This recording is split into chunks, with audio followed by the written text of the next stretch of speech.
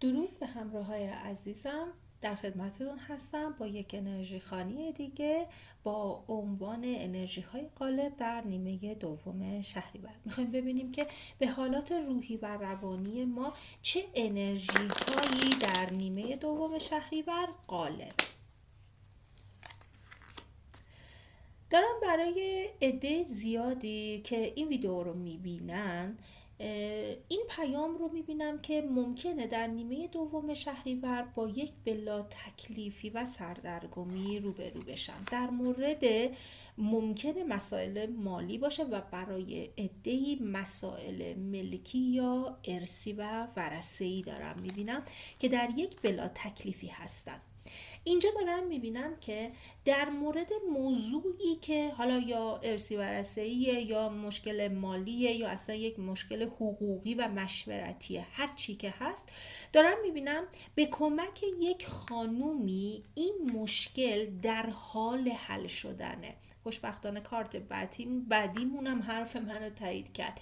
در حال حل شدنه. ممکنه در این ارتباط، در این موضوعی که الان مد نظر شما هستن 3 نفر ذینفع باشن. 3 نفر باشید که بر سر این موضوع دچار مشکل شدید و باعث این بلا تکلیفی براتون شده، ولی در نهایت تا 3 وعده دیگه که البته این 3 وعده رو در پاییز براتون، در ابتدای پاییز براتون دارم میبینم، این مشکل قراره که براتون حل بشه. خانومی رو دارم میبینم در اطراف شما که ممکنه یک مقداری انرژی های منفی داشته باشه، یک کمی دستی توی دعا و جادو و جنبل و اینجور چیزا داشته باشه که داره بهتون انرژی منفی میده. ولی بدونید ایمان شما بسیار قوی تر از کاریه که این خانم میکنه. شما با ایمانی که در مسیر خودتون دارید موفقیت رو طی میکنه. برای یک عدتون هم یک مسافرتی میبینم، امکان داره مسافرت حتی مسافرت زیارتی باشه که به همراه یک آقایی، حالا یا پدرتون یا همسرتون یا اصلا به شکل گروهی دارید این مسافرت رو میرید که بانیش یک آقاییه. خیلی دارم برای یه عده‌ای در نیمه دوم شهریور یک چشم انتظاری هایی رو میبینم که ممکنه اون هم به خاطر یک سری از مسائل احساسی یا معنوی باشه. اصلا به خاطر این موضوع شاید دارید به این سفر زیارتی میرید یک عدتون، یا حتی اگر سفر زیارتی نباشه خیلیاتون رو دارم میبینم که برای تجدید قوا و نیروی معنویتونه که نیاز به یک مسافرتی دارید که ظاهرا دوست دارید هم توش خلوت بکنید.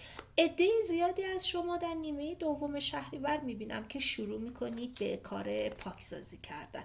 ببینید در نیمه دوم شهریور برای من پاکسازی انرژی های معنوی و توجه شما به حاله معنویتون بسیار داره پررنگ برام میفته. خیلی از شماها سعی میکنید که انرژی های منفی رو در نیمه دوم شهریور از خودتون دور بکنید. انگار دلتون میخواد دیگه دنیا رو واقعی تر ببینید، به این شکل که دوست و دشمن خودتون رو بشناسید. انگار دیگه قراره یه پاکسازی روی آدمای اطرافت داشته باشی. دارم میبینم یک عده‌ای حتی ممکنه دست به یه سری کارهایی مثل دعا یا مثلا کارهای جادویی غربی، حالا هر کسی به اون شیوهی که خودش دوست داره شروع میکنه دست به یه کارهای متافیزیک میبره که البته براش هم بد نیست. همین پاکسازی کردن هم حالا جادوی سفیدی که اگر میخوایم بکنید که بیشتر همون به شکل پاکسازی های